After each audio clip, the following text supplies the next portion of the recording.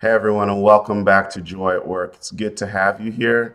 Thanks for the positive feedback and affirmation. I really appreciate it. And don't hesitate to send me any topics or subjects you'd like for me to talk about. Today, I want to talk about needs, feelings, and behaviors. There's a lot in these three concepts, if you will. And this might be a multiple part series, but let's see how far we get today. So let's start with needs because that's the foundation. Needs are basically, from a human perspective, something that are required for us to have just self actualization, if you will, to feel good about ourselves.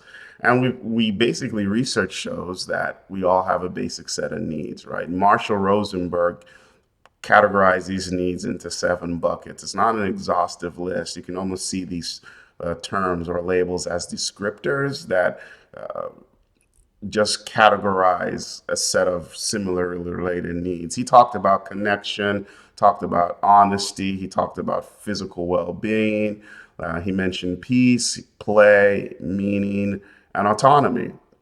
Right. But again, these are descriptors. So when you think about connection, you can think about things like love, relationship. When you think about physical well being, you can think about food, air, safety, and things like that. Needs that we all have. Everybody has these needs.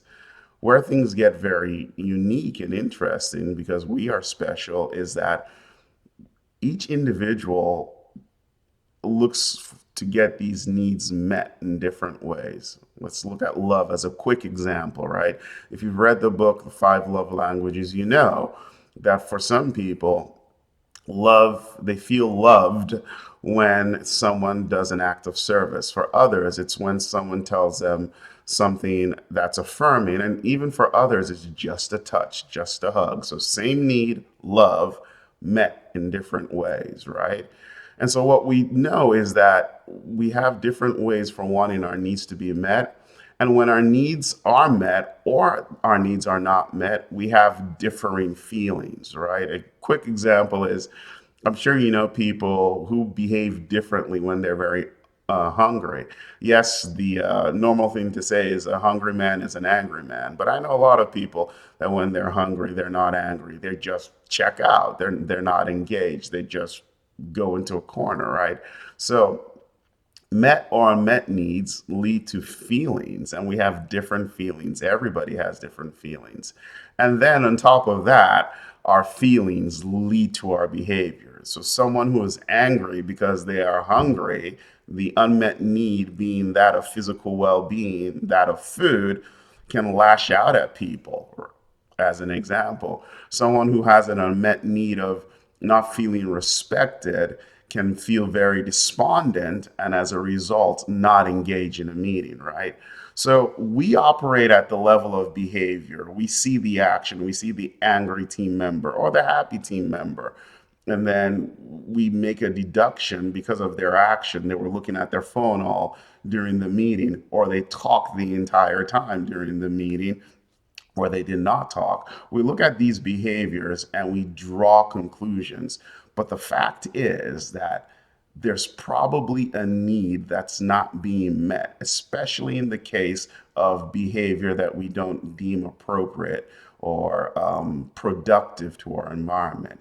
And so, what we need to do is move the dialogue from here's the behavior that I'm seeing, I don't like it, to figuring out what the need that is not being met is. In other words, what's the unmet need?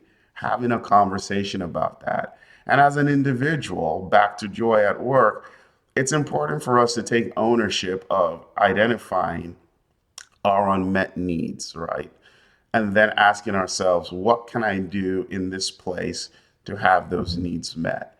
How do I move from here? Understanding that unmet needs lead to certain feelings, and these feelings eventually translate to behaviors that we see on the outside.